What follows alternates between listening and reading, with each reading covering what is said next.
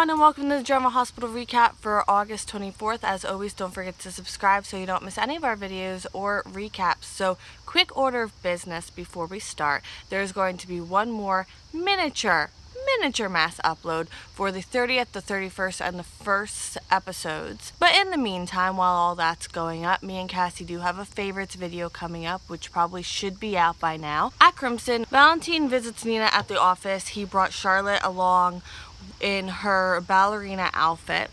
Charlotte wants to be just like Nina, and Nina's super supportive of her, and she'll always be there to support her, conversation like that. So Charlotte wants everything to be back the way it was. They don't have to be divorced anymore. Everything worked out. He's back. And I'm like, okay, I don't want to think that Valentin is using his daughter to emotionally manipulate Nina, but I'm starting to get that feeling. And by the way, do you like my orange shirt that I'm wearing that I slept in last night? Anyway, so that would be like so wrong if he was using Charlotte to emotionally manipulate Nina. So I hope that's not what he's doing, because he says he loves his daughter and all that, but I just have a sinking feeling. So she's, Charlotte's asking if they love each other anymore, and I'm like, okay, but like, I've been there because my parents are divorced, and I mean, for all intents and purposes, Charlotte sees Nina as a parent. It's not like Charlotte's not in the wrong here, she's just being a kid, but for Valentin not to kind of shut it down, I don't know, I'm having a lot of feelings, so let's just get to the rest of the scene and then I can sort myself out. He tells Charlotte, I love Nina so much, more than ever, but marriage isn't all about love. So now all of a sudden it's like, well, I would get back together, it's all up to Nina, and that's not right to say to a kid. Marriage is all about love in Charlotte's mind, because all fairy tales and that, and there's more innocent questions from Charlotte and more like, hey, which kids do when they want parents to get back together. So Charlotte asks if Nina will come to dance with her. She has a recital or practice or something downstairs, and she will. She goes with them. So then they come back without Charlotte. Where's Charlotte? I don't know. Well, she's probably still at dance. Nina thinks she's amazing and could do anything, and Valentin hopes so, since she wants them to get back together. More on that later. So at Hayden's office, Finn is looking through stuff, catching up. Oh, look at that. Model, smize. Can you tell on the top model? Where's the top of my head? There it is. Wow. Okay. Catching up with Curtis on the phone. Anna comes in. She was looking for Hayden. Well, aren't we all, Anna? He tells her, don't wait. He asks what's so important, and she brings up the diamond and diamonds that Hayden had. He doesn't know much about them, and then she shows him the stray diamond. He doesn't know about it either. And honestly, if Hayden did know about this diamond, I feel like she could have paid Jared off and none of this would have happened. So I'm assuming she doesn't know anything about this diamond.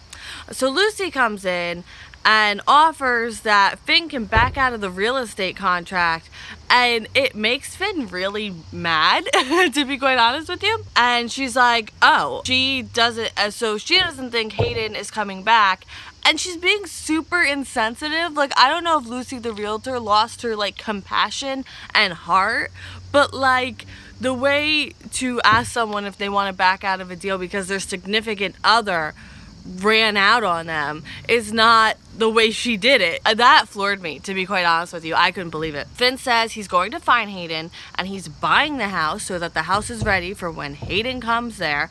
And Lucy apologizes, kinda. Anna had no idea any of this was happening. She did not know Hayden was missing. And he says he and Hayden will work through what they need to. He just needs to find her. He talks about the diamonds again. She tells him why this diamond is different than the other ones. It wasn't part of the necklace.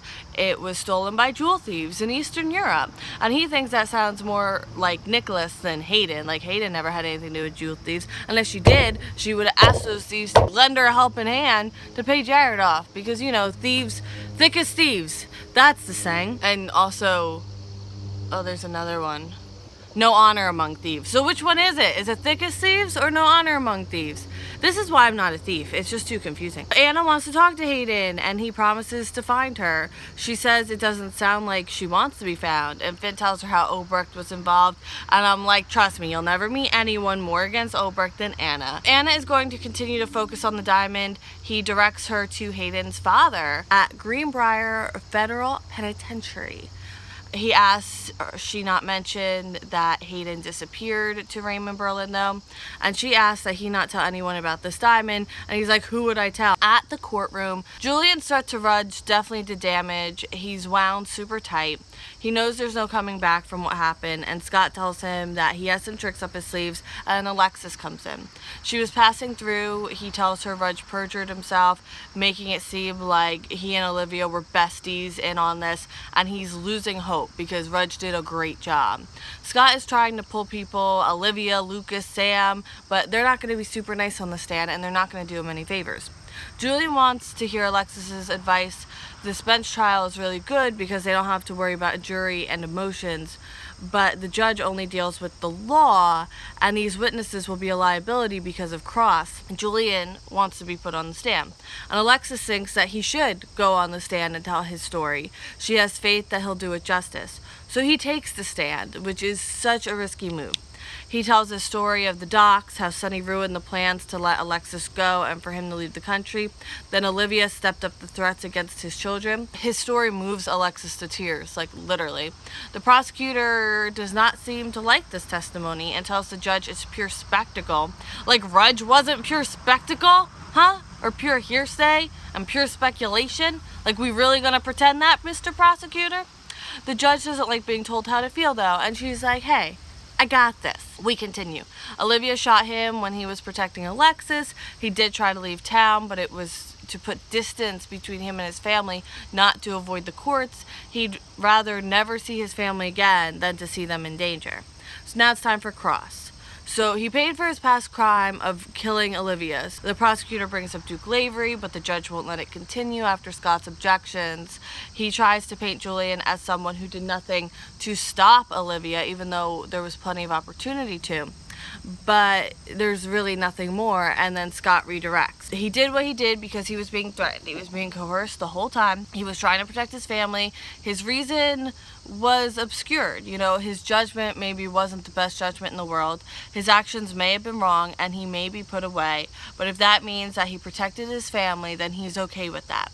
It's time for closing arguments now, and I'm honestly, like, so invested in this trial. Like, I surprised myself. I was like, oh, okay. Basically, it comes down to which family he's loyal to. The prosecutor is saying he's loyal to his crime family, and Scott is trying to say that he's loyal to his family. Court is in recess until the judge comes to a decision.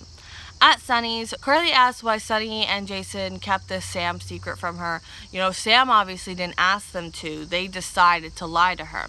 She says she always threw it in Sam's face that she was the newcomer and would never understand the bond that the three of them shared. And then here it was Sam who wanted to come clean to her. Sunny says he was going to tell her when things calmed down. She says she knew there was something, but she didn't press because she knew Jason was involved, and she knew Jason wouldn't lie to her, so whatever it was. But Jason says he didn't want her to get involved because he was focused on not letting Sam confess, but when did they stop trusting each other? Carly can almost excuse Sunny. But when they got home, he could have said something. And he's like, but it wasn't mine to tell, which I get that too. And Sam wanted to tell, but not Jason. Why not Jason, basically, is what is the root of what's bothering her.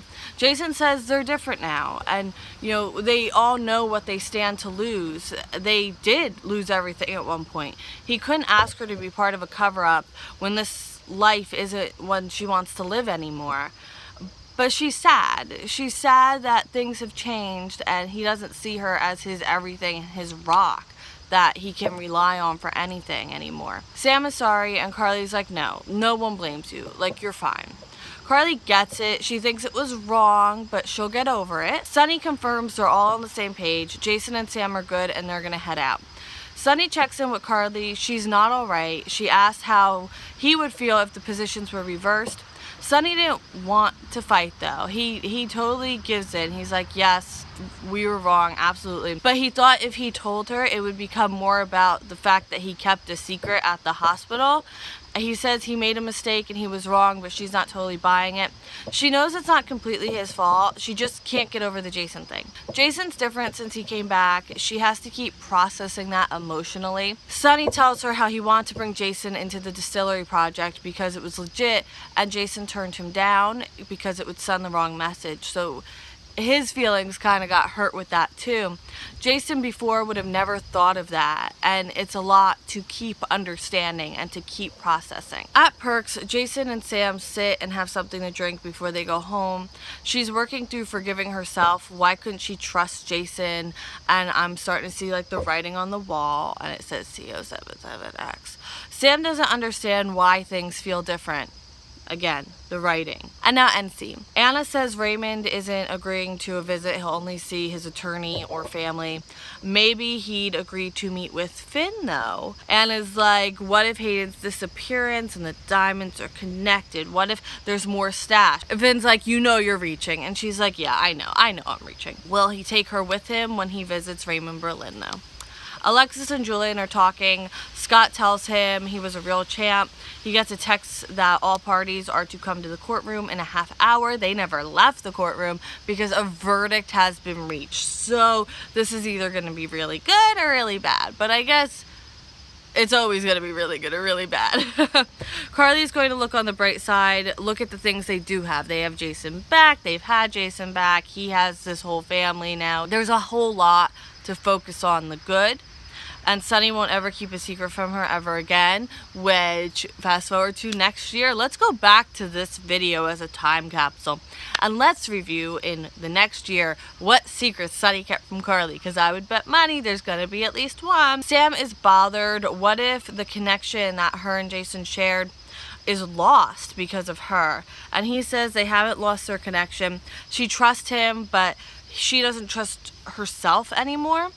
Valentin says Charlotte wants them living together at Windermere, and he doesn't know what to tell her. Okay, so I'm officially calling it, alright? He is using Charlotte to emotionally manipulate Nina, because not only is he doing it with Charlotte there, and Charlotte doesn't know what she's doing. When he brings her to see Nina, she's not doing anything on his orders. She's being a kid who wants her parents back together. But for him to bring this up now without Charlotte in the room, that's what makes me call it.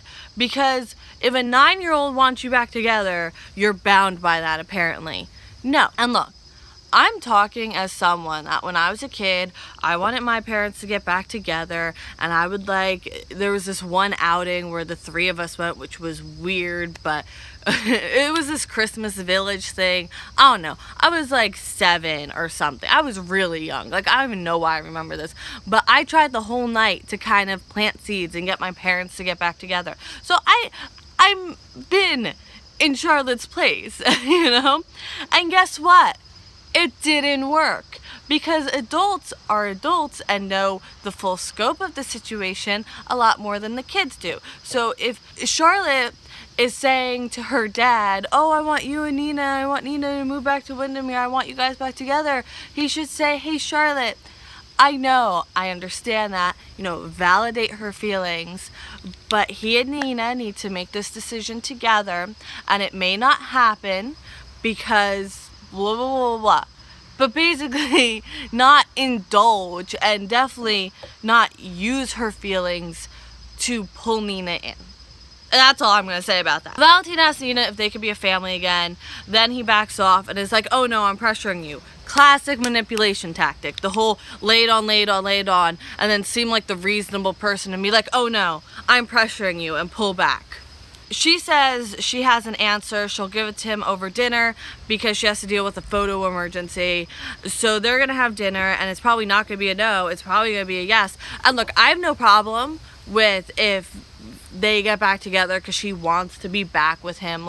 That's fine. Everyone, whether or not I agree with whether or not they should be together, if she honestly wants to be back with him and that's a choice that she's made on her own, that's fine. What I'm not okay with is if she was pulled back in because of manipulation tactics. So that's my 2 cents about that. And that is it for the 24th recap. We're gonna move on to the 25th. I have a few to film, and then me and Cassie are going to a concert on the boardwalk today. She might do a video, I'm not sure, we'll see, but I will see you then, and I hope you have a great day. Okay.